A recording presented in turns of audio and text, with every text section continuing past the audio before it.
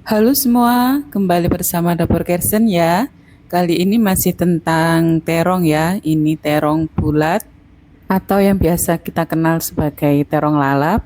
Tapi akhir-akhir ini banyak sekali yang membuat terong ini menjadi sambal gitu. Jadi sambal rebus ya. Tapi kali ini saya mau bikin versi yang berbeda.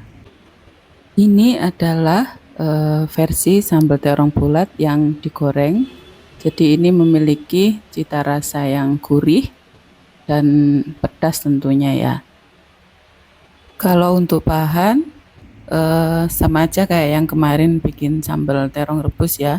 Cuman saya tambahkan pete dan terinya saya pakai agak banyak.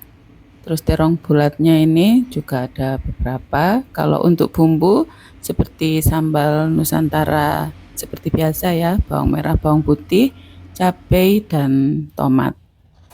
Saya mau haluskan bumbu bawang merah, bawang putih dan cabai itu, tapi saya pakai blender aja.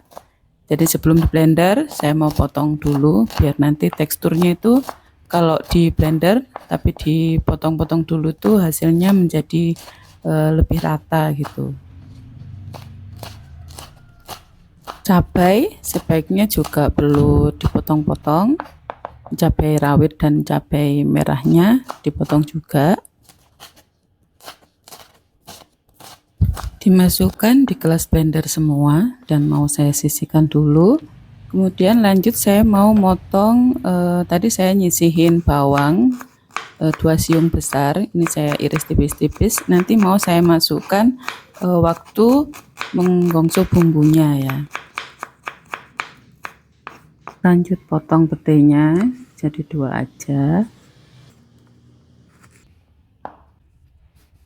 Lalu potong tomat menyerong seperti ini aja ya.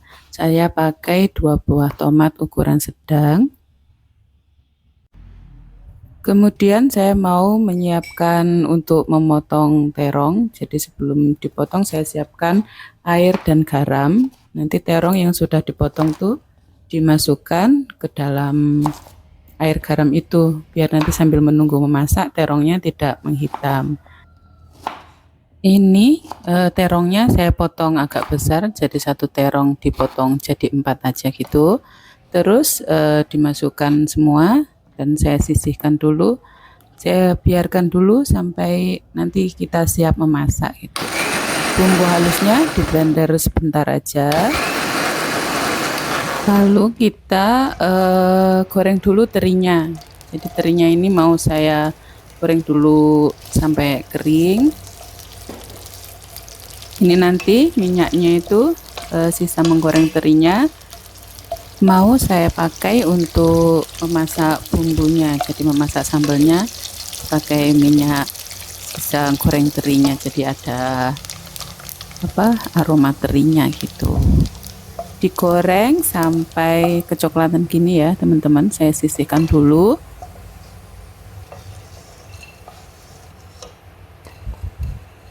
Kemudian dimasukkan bumbu yang sudah kita haluskan tadi. Untuk cabai yang digunakan, teman-teman bisa menyesuaikan ya. Kalau mau tambah pedas bisa ditambahkan cabai rawitnya. Tapi saya pakai yang agak sedang gitu, nggak terlalu yang nendang banget gitu pedasnya. Kita gongso dulu, kemudian dibumbuin pakai garam 1 sendok teh, tambahkan gula 1 sendok teh juga, kemudian bisa ditambahkan penyedap, ini juga opsional ya, tapi kalau biar tambah rasanya gurih gitu kasih penyedap aja, atau kalau suka dikasih kaldu ayam juga boleh. Sebentar teman-teman, saya buka aja ya jendelanya ini, soalnya tuh kalau gongso bumbu sambal atau yang pedas gitu aromanya itu menyengat gitu, biar asapnya langsung keluar aja ini.